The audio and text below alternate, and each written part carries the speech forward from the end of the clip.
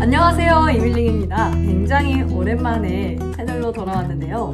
제가 임용고시를 마치고 또 초등교사 생활을 하느라 무척이나 바빠서 채널에 등장하지 못했습니다. 재수를 거쳐 고득점으로 서울에 합격한 한 사람으로서 이 유튜브를 통해서 재수의 이야기, 임용고시의 공부법 등등에 대해 나누고 싶습니다. 그래서 오늘 제가 준비한 것은 임용고시 재수생이 지금 당장 버려야 하는 것 3가지입니다. 첫 번째는 바로 6시 기상 집착. 재수 공부를 할 때는 필요 없는 스트레스 요소는 반드시 제거하겠다고 다짐했습니다. 그것이 바로 기상에 대한 부담감인데요. 저는 작년에 처음부터 미라클 모닝 꿈꾸지도 않았습니다. 시도조차 하지 않았습니다.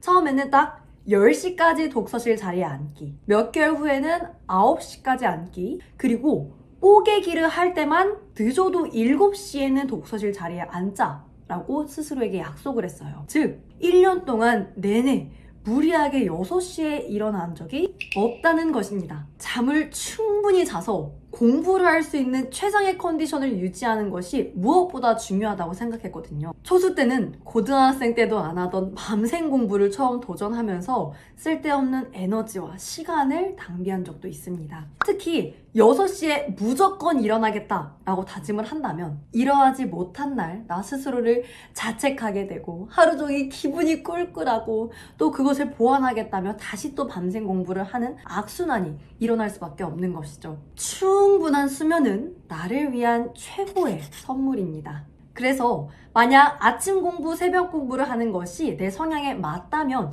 그것을 그대로 유지하면 되고요. 아침 공부가 나와 맞지 않다면 굳이 억지로 미라클 모닝을 할 필요가 절대 없다고 저는 생각합니다. 이 합격의 기적은 미라클 모닝에서 오는 것이 아니라는 걸 경험을 통해 깨달았거든요. 나와 사실은 맞지 않는데 6시에 일어나는 것이 부지런한 것이다 라는 편견 속에 있는 분들이 계시다면 그 편견에서 아주 마음 편히 나오셔도 된다는 말씀을 저는 드리고 싶습니다. 인고생이 버려야 하는 것 2번째, 작년과 동일한 공부법입니다. 마음이 쓰라린 거 저도 압니다. 저도 경험했으니까요. 하지만 마음이 쓰라릴지라도 내가 왜 떨어졌는지 분명히 분석할 필요가 있습니다. 내가 떨어지는데 할애했던 나의 공부법을 올해 동일하게 적용해서는 안 되죠. 만약 작년과 동일한 방법으로 현재 공부를 하고 있다면 지금 바로 멈춤 버튼을 눌러볼 필요가 있습니다. 공부를 시작하기 이전에 페인 분석 반드시 거쳐야 합니다. 나의 공부법을 복기해보면서 어떤 점은 그대로 유지해도 괜찮을지, 또 어떤 공부법은 변화를 주어야 할지 나 스스로 파악하는 시간을 꼭 가지셔야 합니다. 이 파일이 제가 작년에 저의 페인을 분석했던 파일인데요. 각 과목별로 제 공부법을 복기하고 변화를 주어야 할 부분들은 옆에 적어두었습니다. 그리고 이 페인 분석을 한 것을 기반으로 하여서 나는 올해 각 과목들을 어떻게 공부할지, 뭐 예를 들어 원문을 쓸지, 단권화를 쓸지, 스제트를 쓸지 등등을 정했습니다. 페인 분석을 하고 나서 이런 궁금함이 생길 수 있죠. 그럼 어떤 것이 합격에 가까운 공부법인가? 저는 페인 분석을 하고 제가 인터넷을 통해서 찾을 수 있는 거의 모든 합격 수기를 다 읽었어요. 특히 고득점한 선배님들의 합격 수기만 골라 모아 읽었습니다. 그렇게 수많은 합격 수기를 거의 일주일 내내 읽었더니 분명한 공통점들이 생기더라고요. 그 공통점을 저의 공부법에 적용하였습니다. 그리고 3번째, N수 걱정입니다. 저는 재수를 할 때, 초수를 할 때보다 그 마음의 편안함이 거의 3000배는 더 컸어요. 오히려 조금 더 행복하게, 조금 더 편안하게, 조금 더 나를 믿으면서 1년을 지낼 수 있었다는 것입니다. 그 이유가 무엇이었을까요? 바로 저의 세계를 임용고시에 가두지 않았기 때문입니다.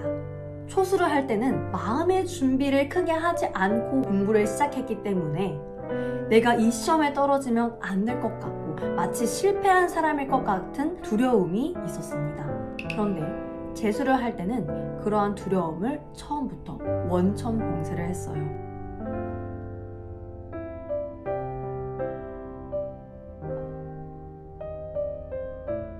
라고 스스로에게 말해주었습니다. 실제로 작년에 내가 서울 임용고시에 도전하는 것은 내 인생에 있어 마지막이다 라고 선언을 했어요. 이것을 저희 가족뿐만 아니라 친구들에게도 공언을 했습니다. 즉, 내가 이 세상을 살아갈 수 있는 방법은 58,000가지이고 임용고시가 아닐지라도 내가 이 세상을 즐겁고 행복하게 살아갈 수 있는 방법은 정말 많아 라고 계속해서 저에게 말해주었습니다. 여러분, 나는 임고에 떨어지면 안 돼. 임고 없으면 안 돼. 하면서 임고에 매달리지 않으셔도 됩니다. 여러분은 이미 수많은 능력을 갖춘 사람이고 이미 엄청난 잠재력을 가지고 있는 사람입니다.